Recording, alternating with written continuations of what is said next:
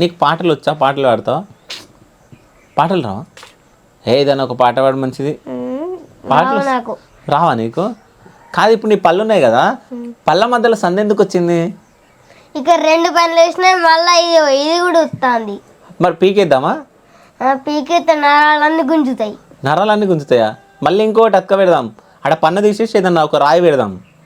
అది ఇప్పటికే లోపల వస్తుంది ఒకటి.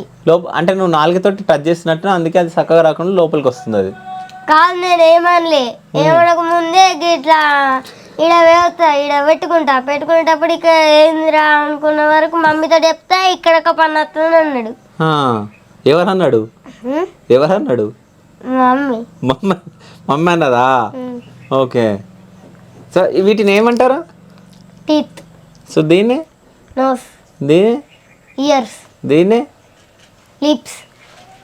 దీన్ని ఐస్. మరి దీన్ని తెలియదా? హెడ్. హెడ్డా? ఇది హెడ్. సో సరే, ఇవి ఫింగర్స్. సో మంచిగా, నువ్వు మంచిగా చదువుతావు అనుకుంటా, నాకు తెలిసి అన్నీ చెప్తున్నావు కదా, అంతేనా? సో అంటే ఏమైనా పోయమ్స్ వచ్చా నీకు? వచ్చు.